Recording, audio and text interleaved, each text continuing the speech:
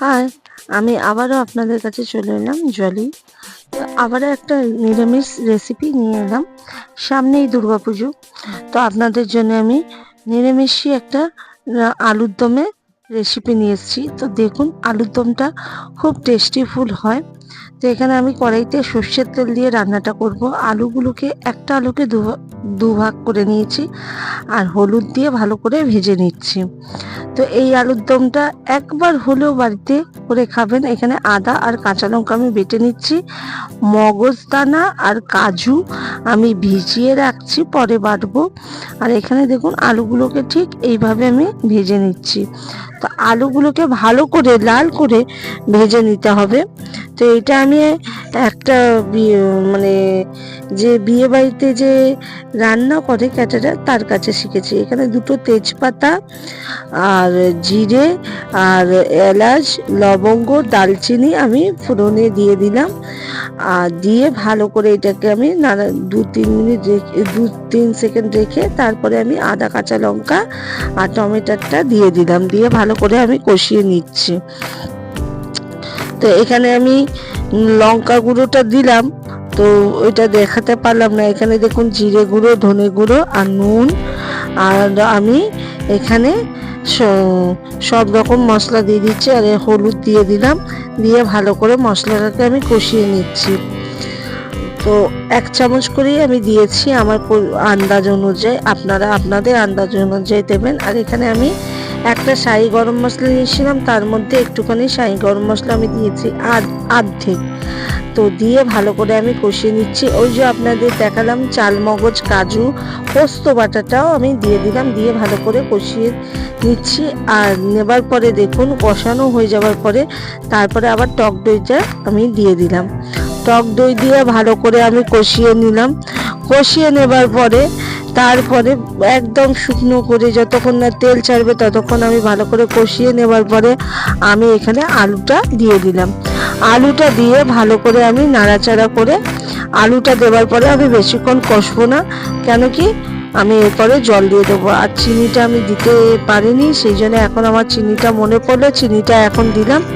দেওয়ার পরে দেখুন সব মশলা ধোয়া জলগুলোকে আগে দিয়ে দিলাম। দিয়ে আমি এর মধ্যে বেশি জল অ্যাড করব না, কেন আলুটা আমি খুব সুন্দরভাবে ভেজেছি। আর আপনার আলুটা অনেকটাই সিদ্ধ হয়ে গেছে, আর এই আলুটা বেশিক্ষণ করা যাবে না। দেখুন অনেকটাই হয়ে গেছে শুকনো শুকনো। এবার দেখুন আলুটাও সিদ্ধ হয়ে গেছে।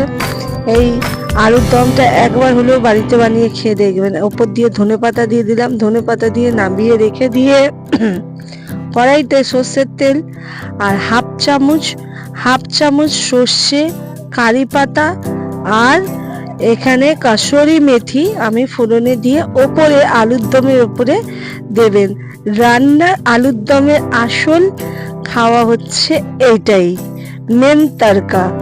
তো এই আলুর দমটা একবার হলেও বাড়িতে বানিয়ে পুজোয় খাবেন বন্ধুরা।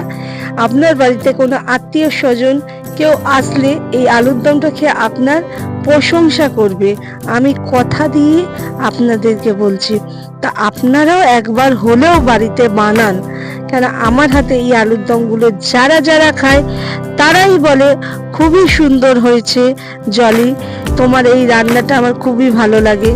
এরকম আরও অনেক কিছু রান্না আছে, সেগুলো আপনাদেরকে আমি পরে পরে সব দেখাবো। তো আপনাদের ভালো লাগলে লাইক, সাবস্ক্রাইবার আর কমেন্টে জানাতে একটুও ভুলবেন না বানিয়ে খেলে, ঠিক আছে? আর আপনারা আমার পাশে থাকবেন কিন্তু।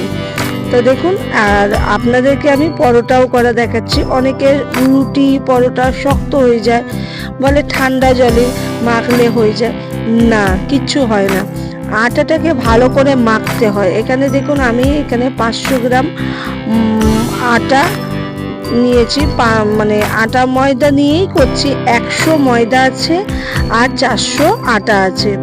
নিয়ে এর মধ্যে একটু নুন, একটু চিনি, একটু রিফাইন অয়েল দিয়ে ভালো করে আমি নরম করে দেখুন কি সুন্দর মেখে নিয়েছি। মেখে নেবার পরে আমি এটাকে লিচি করে বেলে নিচ্ছি। 3 কোনা তেল দিয়েই মানে আমি বেলবো। আমি এখানে কোনো ময়দা আটা দিয়ে বেলবো না।